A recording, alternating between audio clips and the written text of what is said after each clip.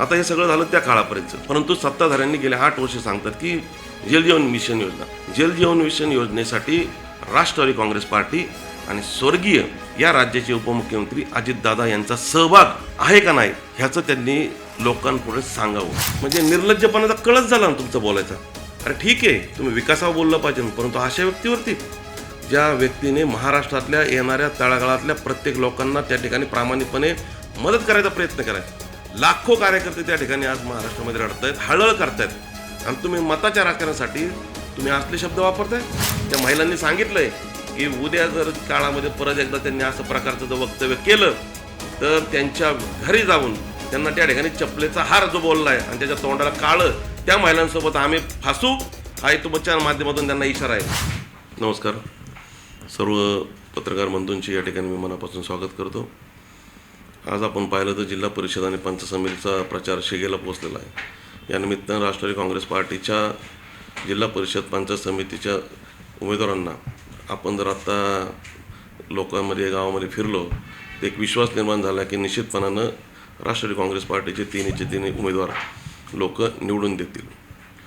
सध्या जर आपला आरोप केला जातो की पाणी योजनेला तुम्ही कारणीभूत बंद पडण्यामध्ये, नक्की काय वस्तुस्थिती आहे? वस्तुस्थिती अशी आहे की गावाला पाणी आणणारे बेबीताई काळभोर आणि नंदू काळभोरे सरपंच, आणि गावाला कोरडे सरपंच की जे फक्त पाण्याच्या बाबतीमध्ये कोरडं बोलतात, ह्या कोरडे सरपंचाला माझा एक सवाल आहे किंवा प्रश्न आहे. त्यांना खरं तर माहिती नसेल तर मी सांगतो की राजकारणामध्ये आम्ही सुरुवात केली त्यावेळेस या गावाची लोकसंख्या कमी होती. त्या काळामध्ये स्वतःचं असं 2 विहिरी होत्या, त्या विहिरीवरनं लोकांना पाणी दिलं जायचं. परंतु जसं काळ बदलला, गाव बदललं, तसं आपल्याला स्वरूप देखील बदलायची वेळ आली. त्यानुसार आम्ही आई सरपंच झाल्या त्यावेळेस 2002ला आम्ही पाण्याची योजना केली.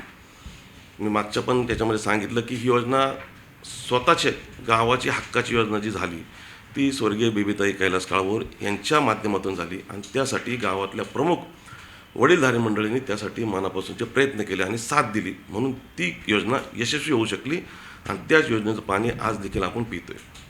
नंतरच्या काळामध्ये जसं लोकसंख्या वाढली तसं मी सरपंच झालो, तर आमच्याकडे काही विजन होते आणि त्यानुसार जिल्हा परिषदेच्या माध्यमातून असं योजना दिल्या जायच्या, राज्य सरकारचे काही पैसे असायचे. त्यावेळेस आम्हाला 2012ला मी सरपंच झाल्यानंतर ती योजना केली, आणि त्या योजनेला लोकांच्या आशीर्वादाने त्या ठिकाणी अतिशय उत्तम असं पाणी लागलं, आणि ते पाणी आम्ही असंख्य अडचणीला सामोरे जाऊन मात करून या ठिकाणी कदमाकुर्सी गावामध्ये आणलं, आणि लोकांच्या मनातील जी पाणी त्यांना जी गरज होती किंवा ज्यांच्या अपेक्षा होत्या ते पूर्ण करायच्या त्या काळानुसार आम्ही प्रयत्न केला. पूर्वी आपल्या ग्रामपंचायतची परिस्थिती अशी होती की खड्डे खोदून पाणी त्या ठिकाणी आपल्याला मोटरद्वारे त्याच्यामध्ये एक बादली पाणी ओतायचं, तोंडाने ओढायचं आणि मोटर चालू करायची, मग पाणी यायचं. परंतु आई सरपंच झाल्यानंतर ह्या योजना पूर्ण झाल्यानंतर जेवढा खड्डा खाली खोल होता तेवढाच वरती पाणी आज उडते. याचा अर्थ असा आहे की आम्ही त्या योजनेला मूर्त स्वरूप दिलं लोकांच्या माध्यमातून, आणि आपल्या गावाला पाणी आणण्याचं काम, पवित्र काम लोकांच्या आशीर्वादामुळे आम्ही करू शकलो, याचा निश्चितपणानं आनंद आहे. आणि तेच पाणी आज देखील म्हणजे 2002, 2012, 2026, 27पर्यंत तेच पाण्यावरती कदमाकुर्सीची जनता त्या ठिकाणी पाणी घेते आणि ते वापर करते, आणि निश्चितपणाने याचा आनंद आमच्या मनाला आहे की आमच्याकडं काहीतरी करण्यासारखं होतं, म्हणून ही पाणी योजनेला आम्ही आणली, मूर्त स्वरूप दिलं, आणि त्या योजनेचा आज गावाला फायदा होतो आहे, ह्याचा आनंद निश्चितपणाने आम्हाला आहे. परंतु विरोधक सांगतात किंवा सत्ताधारी सांगतात की बाबा हे पाणी ह्यांनी गावासाठी काय केलं, तर आम्ही पाणी आणलं, हेच आम्ही गावासाठी केलं. आम्ही जे शब्द दिलता तो शब्द गावाला पूर्ण करून दिला, आणि आपण सांगताय की आम्ही जलजीवनची मिशनची योजना त्या ठिकाणी आणतो. निश्चितपणानं गाव वाढल्यानंतर पाण्याच्या मर्यादा देखील वाढल्यात, परंतु ते पाणी आजही पुरतं आहे, आजही ते पाणी पुरतं आहे. आणि त्या काळामध्ये 2017ला जेव्हा आमची सत्ता जायची वेळ आली तेव्हा कवडी मालवाडीसारखा परिसर, तो भाग त्या ठिकाणी पाईपलाईन करायची होती. तर आमच्या शेवटच्या मिटिंगला ग्रामसभेला ठराव झाला की आपल्या इकडचं पाणी त्या कवडी पाटला नेण्याचा आम्ही प्रयत्न करतो आहे, आणि त्यासाठी जर ते आता सत्ताधारी आहेत त्यावेळेचा ठराव त्यांनी बघावं की ते खरं आहे का खोटं आहे. परंतु त्या ठिकाणी पाणी न्यायचं, परंतु त्यांच्या काळामध्ये आमचं सत्ता परिवर्तन झालं आणि त्यांची सत्ता आली. मग ते सत्तेत होते आणि ते सांगतात की 1 नंबर वाडा हा आमच्या विचाराचा आहे, त्यांच्यावरती लोक विश्वास ठेवतात. मग त्या विश्वासाला तडा का आपण घालवला आणि ते पाणी 8 वर्षामध्ये तुमच्याकडे सत्ता आहे तर त्या लोकांपर्यंत का नाही नेलं आणि त्या लोकांना त्या ठिकाणी आज तुम्ही टँकरद्वारे पाणी देताय. त्या तिथला इतिहास सांगतो. त्या कवडेमाळवाडीमध्ये जे काय आत्ता पाण्याची सोर्सेस आहेत ते सोर्सेस मी आणि माझ्या आईच्या काळामधलेच आहेत. ते बोरवेल आम्ही त्या ठिकाणच्या लोकांकडनं विनंती आणि त्या ठिकाणी त्यांच्या मदतीने बोर घेतले, मागणी केली आणि त्या बोरवरतीच त्या ठिकाणी आज पाण्याची योजना चालू आहे. आता हे सगळं झालं त्या काळापर्यंतचं.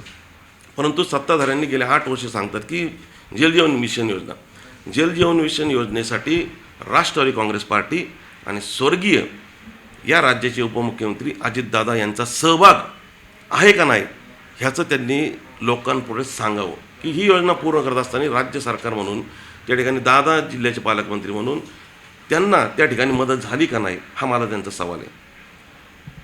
त्यानंतरच्या काळामध्ये आपण सांगता की त्यांच्याकडे खूप मोठं व्हिजन आहे. कुठलं व्हिजन आहे?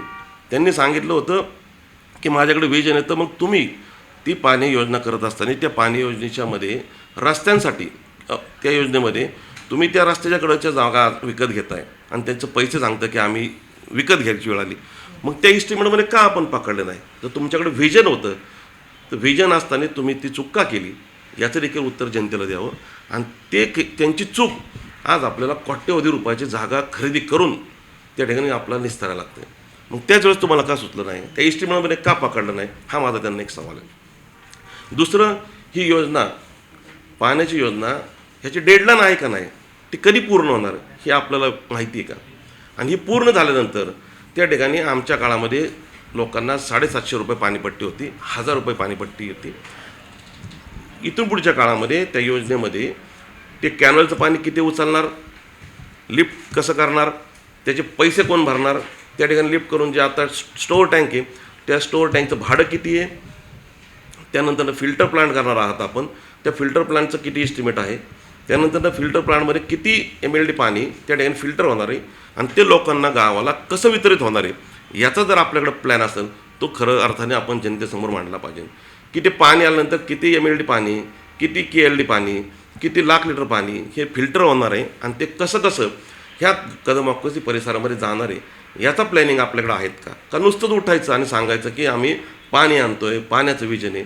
तर त्याबद्दल सुद्धा त्यांनी त्या ठिकाणी सांगावं आणि त्याच्यावरती खर्च किती होणार आहे महिन्याला हा देखील सांगावं आणि ते खर्चामधनं पाणी पुरवठ्यावरती किती लोड पडणार आहे आपल्याकडं ह्याचं देखील त्यांनी त्या ठिकाणी उत्तर देण्याची गरज आहे. पाहिलं तर तुमच्यावरती सातत्याने आरोप केला जातोय की पाणी योजना तुम्ही विरोधक असल्यामुळे विरोध करताय म्हणून बंद पडली, काय सांगाल? खरं तर जे आज आपण गावाला पाणी गाव पितं आहे ते पाणी आम्ही या ठिकाणी गावाला आणलेलं आहे आणि ते आणल्यानंतर गेले 12 वर्ष हे विरोधक तेच पाणी लोकांना देत आहेत आणि सांगत आहेत आम्ही आणलं आहे किंवा आम्ही पाणी देतो आहे. परंतु आम्ही जे पाणी आणलं आहे ते पाणी आजही कदमवाकस्तीतली जनता त्या ठिकाणी समाधानी आहे, खुश आहे आणि त्याच पाण्यावरती आजही ते राजकारण करत आहेत. खरं तर त्यांनी आमच्यावरती आरोप केला आहे की योजना बंद आम्ही पाडली. पण योजना बंद पाडली कुणी हे जर आपल्याला खरं बघायचं असेल, ह्या कोरड्या सरपंचाचं स्टेटमेंट आपण ऐका आणि त्यानंतर ठरवा ही योजना कोणी बंद पाडली, कोणामुळे बंद पडली. याच्यामध्ये केलेल्या आरोपांपैकी फक्त नाना पाईपलाईन केली एवढा आरोप सोडला तर बाकीचे तुम्ही आरोप टाळताय. हा सगळेच. म्हणजे आता पाईपलाईन खर्चाने तुम्ही काढून टाकला. जर समजा आता उद्या आमचे बंधू शेतकऱ्यांना म्हणजे माझी आई आणि वडील त्यांना शेतीसाठी पाणी लागत होतं, अजितदादांकडे जाणार आहे आणि अजितदादांनी जर समजा शेतकऱ्यांचं समजा काही अडचण येत असेल तेव्हा काढा म्हणले तर आम्ही ते त्या ठिकाणी काढून टाकू. ॲक्च्युली कसं आहे आणि काल आदरणीय आमदार अशोक पवार म्हणाले आणि बची लाईन चालू आहे. म्हणजे प्रीतम गायकवाड आणि म्हणजे चित्तरंजन गायकवाड हे असं म्हणले. परंतु ॲक्च्युली ते सरस्वती त्रिंबक गायकवाड आणि त्रिंबक सर्जेराव गायकवाड या 2 शेतकऱ्यांची आमदारांना तुमच्या निमित्ताने तुमच्या माध्यमातून मी बोलू इच्छितो. आत्ता आपण बघितलं की ह्या कोरड्या सरपंचांनी जाहीरपणाने आपल्याच मीडियासमोर त्या ठिकाणी कबूल दिलेली आहे. एक या ठिकाणी निश्चितपणाने दुर्दैव आहे त्याचं की या पाणी योजनेसाठी आपल्याला, आणि ते देखील अनेक वेळा अजितदादांकडे गेले, आणि अजितदादांच्या कृपाआशीर्वादामुळं या ठिकाणी त्या पाण्याला मुहूर्त स्वरूप आलं. परंतु एक खेदाची बाब अशी आहे की काल या ठिकाणी कदम ऑक्वसी परिसरामध्ये स्वर्गीय अजितदादांच्या अस्थिकलश आले, तर यांनी तेवढंसुद्धा दाखवलं नाही की बाबा आपण त्या अस्थिकलशाचं दर्शन घ्यावं. म्हणजे हे पाप किंवा हे तुमची वृत्ती कुठं घेऊन जाते गावाला. खरं तर दादांचं काल अस्थिकलश आलं, त्या अस्थिकलशाला त्या ठिकाणी त्यांनी नतमस्तक व्हायला पाहिजे, परंतु हे केलेले उपकार विसरणारी ही लोक आहेत. खरं तर ही पाणी योजनेमध्ये अनेक वेगवेगळ्या माध्यमातून पाईपलाईन असेल, जागा असेल, ह्या सगळ्यामध्ये 100% घोटाळा झाला आहे असा माझा आरोप आहे. आणि त्या घोटाळा करण्यामध्ये हे कोरडे सरपंच जबाबदार आहे. आपण हे पाणी आणणार कधी, ते योजनेचं स्वरूप सांगावं लोकांना, जनतेला त्यात कसं पाणी येणार आहे, त्याचा पाईपलाईनचं डिझाईन कसं असणार आहे, टाकीचं डिझाईन कसं असणार आहे, फिल्टर प्लांटला खर्च किती होणार आहे, या बाबतीमध्ये आपण जनतेला या ठिकाणी सांगावं. आपण जर पाहिलं तर महिलांना पैसे देऊन रडवलं जातंय असा आरोप केला जातोय. अजितदादांच्या बाबतीमध्ये खोटं रडू त्या ठिकाणी महिला करतात हे असं आरोप केला तर काय सांगणार? अतिशय दुर्दैवाचे आणि निर्लज्ज शब्द आहेत त्या व्यक्तीचे की असं बोलत आहेत. आज जर आपण बघितलं तर महाराष्ट्रातलं एक कोहिनूर हिरा, कामाचा माणूस, आपल्या कुटुंबातील माणूस, आणि आपल्या परिसराला, राज्याला, तालुक्याला, जिल्ह्याला आणि गावाला मदत करणारं आम्हाला नेतृत्व त्या ठिकाणी आपल्यातनं गेलं आहे. त्या अख्खी उभ्या महाराष्ट्राला त्याची हळहळ आहे. उभा महाराष्ट्र त्या ठिकाणी ढासळाचा रडतो आहे. आजही आम्हाला बोलताना त्या अंगावरती काटा येतो आहे. आणि अशा व्यक्ती गेल्याने त्या ठिकाणी आपण आपल्या कुटुंबातल्या व्यक्ती गेल्यावर रडत नाही का? एवढे आपण निर्दयी आहे का? एवढे निष्ठुर आहेत का आपण? आणि जर हे तुम्ही लोकांना सांगताय की त्या ठिकाणी आपल्यातल्या लोकांनी पैसे देऊन ती बाईट द्यायला लावली किंवा ते महिलांना रडायला लावलं, तर आपलं किती म्हणजे निर्लज्जपणाचा कळस झाला ना तुमचं बोलायचा. अरे ठीक आहे, तुम्ही विकासावर बोललं पाहिजे, परंतु अशा व्यक्तीवरती, ज्या व्यक्तीने महाराष्ट्रातल्या येणाऱ्या तळागाळातल्या प्रत्येक लोकांना त्या ठिकाणी प्रामाणिकपणे मदत करायचा प्रयत्न केला आहे. लाखो कार्यकर्ते त्या ठिकाणी आज महाराष्ट्रामध्ये रडत आहेत, हळहळ करतायत, आणि तुम्ही मताच्या राजकारणासाठी तुम्ही असले शब्द वापरताय. त्या निर्लज्जांना थोडी तरी लाज वाटली पाहिजे. आणि आपण अजितदादांवरती बोलतोय. आपल्या कुटुंबातील व्यक्ती गेला तर आपण पैसे घेणार आहात का? आणि जर घेणार आहात असाल तर काल त्या महिलांनी सांगितलं की आम्ही कुठेतरी कामाला जातो, खुरपायला जातो, आणि त्यांच्या कुटुंबातली व्यक्ती मेल्यानंतर त्यांना सांगतात की 500 रुपये दिले. त्या महिलांचं त्या ठिकाणी म्हणणं आहे की आम्ही 1000 रुपये देतो, तुमच्या कुटुंबातलं व्यक्ती मेल्यावरती रडा. अरे निर्लज्जांनो, हे पाप कुठं फेडताल?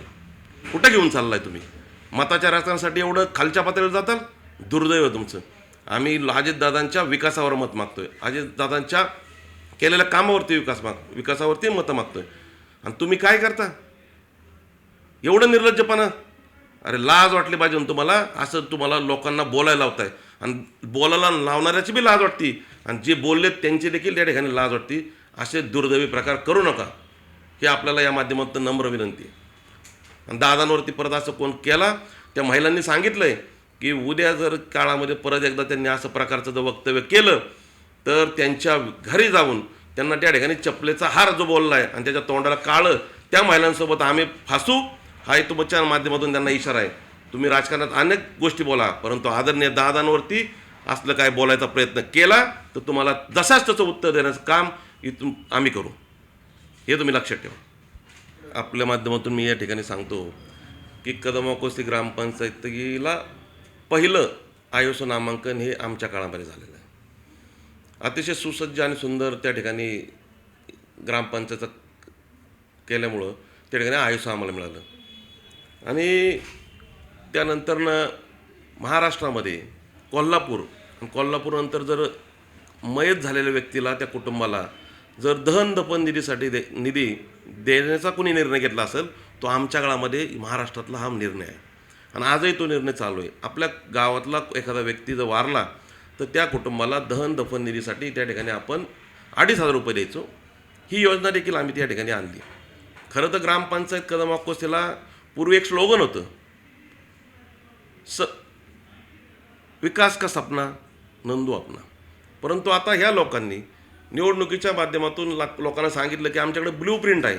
ती ब्ल्यू प्रिंट हरवून गेली. यांनी लोकांना सांगितलं की सबका साथ सबका विकास सत्ता मिळवण्यापर्यंत. आज गाव भकास आणि खुदका विकास असं या डुप्लिकेट सरपंचाचं त्या ठिकाणी काम आहे. निश्चितपणानं उद्याच्या काळामध्ये जर आपण बघितलं तर ग्रामपंचायतची इमारत पूर्वी अतिशय सुसज्ज आणि सुंदर होती. आज बघा ती इमारत पडल्यानंतर त्या ठिकाणी आपल्या छोट्याशा याच्यामध्ये ती ग्रामपंचायत घेऊन गेली. कदम ऑफिसचं अतिशय नाव असलेली ग्रामपंचायतीचं त्या ठिकाणी भकास करून टाकायचं काम ह्या डुप्लिकेट सरपंचांनी केलं आहे. नवनवीन घडामोडी पाहण्यासाठी स्टार महाराष्ट्र न्यूजला सबस्क्राईब करा आणि ताज्या बातम्यांचे अपडेट मिळवण्यासाठी बेल आयकॉनला प्रेस करा आणि परिपूर्ण बातमीबरोबर रहा, इतरांपेक्षा एक पाऊल पुढे.